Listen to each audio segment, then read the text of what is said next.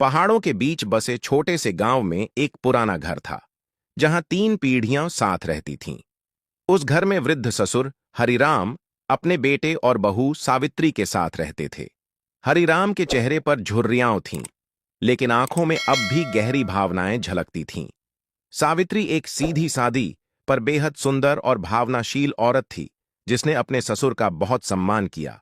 उसका पति रामकुमार शहर में नौकरी करता था और सालों साल घर नहीं लौटता था। दिन भर सावित्री घर के कामों में लगी रहती, पर शाम को सन्नाटा उसके मन को खा जाता। ससुर हरिराम अक्सर बरामदे में बैठकर उसे काम करते हुए चुपचाप निहारते रहते।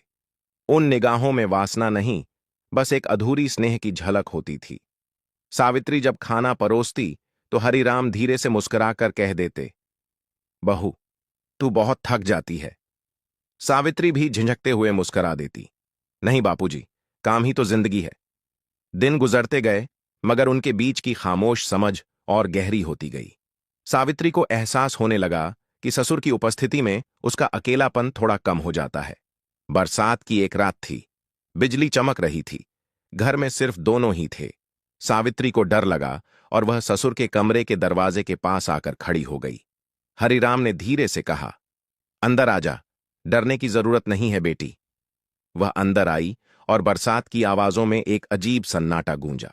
दोनों ने एक दूसरे को बिना शब्दों के देखा, जैसे कोई अधूरी चाह पूरी होने को थी। सावित्री ने आंखें झुका लीं, लेकिन दिल की धड़कनें तेज हो चुकी थीं। हरिराम ने खुद को संभाला, पर उस पल दोनों के बीच अजीब भावना तैर गई। अगले दिन सुबह सब सामान्य था, मगर उनके दिलों में कुछ बदल चुका था। सावित्री अब हर बात में ससुर की परवाह करने लगी और हरिराम उसे नजरों से खोजते रहते। गांव वाले कहते, हरिराम की बहू बहुत नेक है, पर किसी को उस मौन का अर्थ न पता था। एक दिन सावित्री ने पूजा के दौरान ससुर को फूल चढ़ाते देखा तो उसका दिल भर आया। वह सोचने लगी, काश किस्मत ने हमें अलग रूप में मिलवाया होता। हरिराम भी जानते थे यह रिश्ता समाज में स्वीकार नहीं हो सकता। फिर भी वो हर दिन सावित्री को मुस्कुराकर देखते, जैसे कुछ कहना चाहते हों।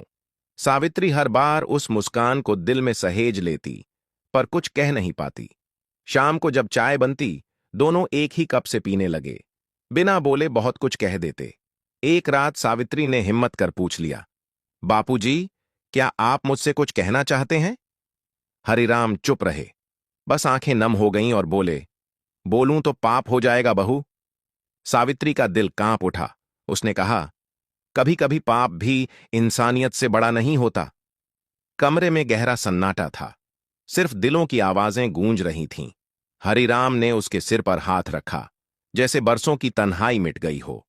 उस स्पर्श में एक पिता का स्नेह नहीं, एक आदमी का अधूरा अपनापन था। सावित्री की आंखों से आंसू बह निकले।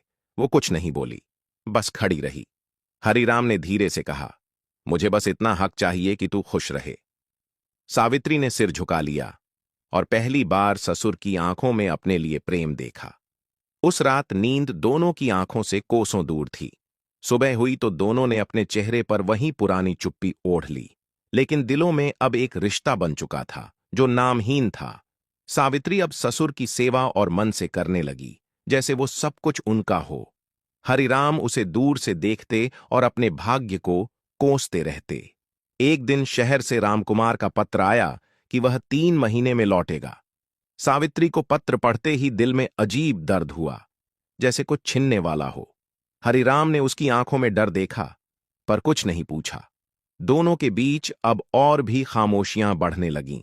हर शाम सावित्री छत पर जाकर बरसों पुराने सपनों को देखती रहती। हरिराम नीचे बरामदे से उसे देखते और सोचते, काश वक्त हमें कुछ और देता। एक रात सावित्री ने चुपके से कहा, बापूजी, अगर मैं चली जाऊं तो आप संभाल लेंगे? हरिराम बोले, तू ही तो इस घर की रोशनी है बहू, तेरे बिना सब अंधेरा है। दोनों की आंखों में आंसू थे, लेकिन होठों पर कोई शब्द नहीं। उस रात सावित्री ने पहली बार अपने ससुर के कंधे पर सिर रखा। हरिराम ने कांपते हाथों से उसके आंसू पोंछ दिए, जैसे बरसों का बोझ उतर गया हो। समय जैसे ठहर गया, पर नियति ने उन्हें और पास नहीं आने दिया। अगले ही दिन सावित्री को मायके से संदेश मिला, उसकी मां बीमार है। वह तुरंत मायके चली गई और हरिराम का दिल खाली घर में भटकने लगा। 3 महीने गुजर गए। सावित्री ने एक भी पत्र नहीं भेजा। हरिराम दिन रात उसी खिड़की के पास बैठा रहा जहां वो चाय रखा करती थी। फिर एक दिन रामकुमार लौट आया।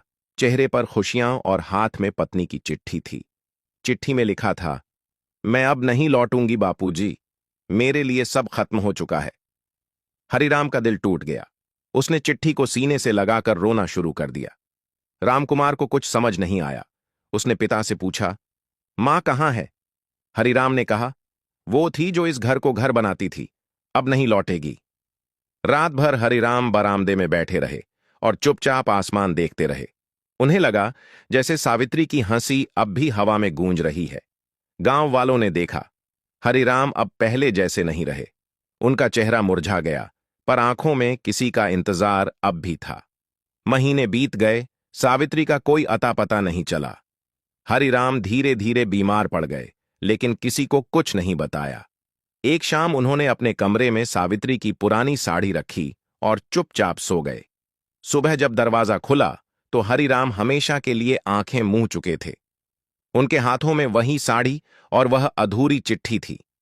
पूरे गांव ने कहा, हरिराम को अपनी बहू से बहुत लगाव था। किसी ने सच्चाई नहीं जानी कि वो लगाव प्रेम की गहराई तक जा चुका था। सालों बाद सावित्री का एक पत्र गांव पहुंचा।